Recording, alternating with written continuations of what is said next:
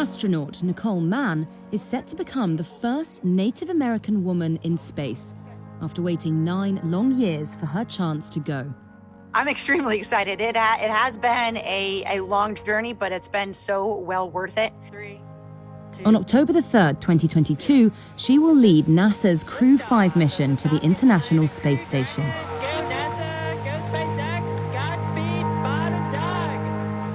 While John Harrington was the first Native American astronaut to make it to space in 2002, Mann would be the first woman to break that barrier. To be honest, I think I feel very proud.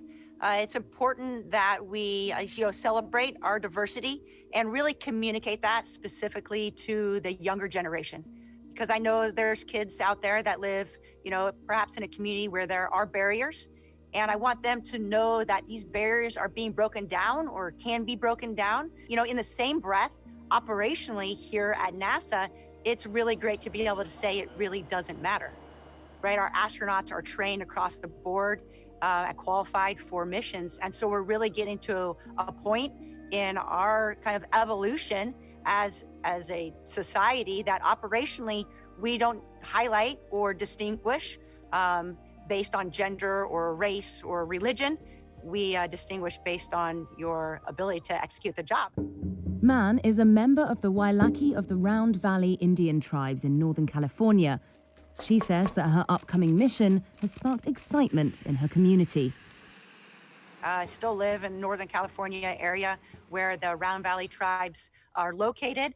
And there's been, what's really neat is a lot of interest from these news outlets and from these sources from the Native American outlets. And that's really, I think, an audience that we don't get an opportunity to reach out to very often.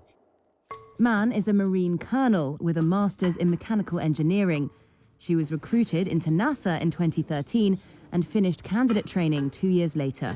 She's also a former fighter pilot who flew combat missions in Iraq and Afghanistan, making her an experienced candidate for the stress and unpredictability of a manned space mission.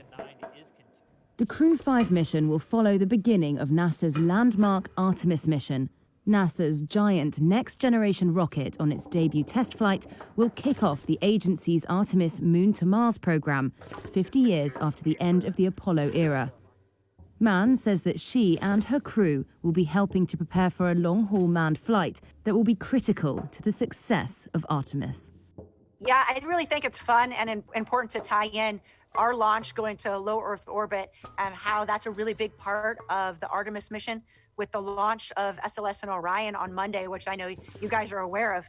That's going to it's going to capture the world, right? It's incredible. We've been working on this for such a long time, and it's always been just a kind of a far future concept in my mind. And so what we're doing in low Earth orbit not only trains the astronauts, but provides the technical development and the operational concepts that we're going to need to live sustained human presence on the moon and eventually take us to Mars.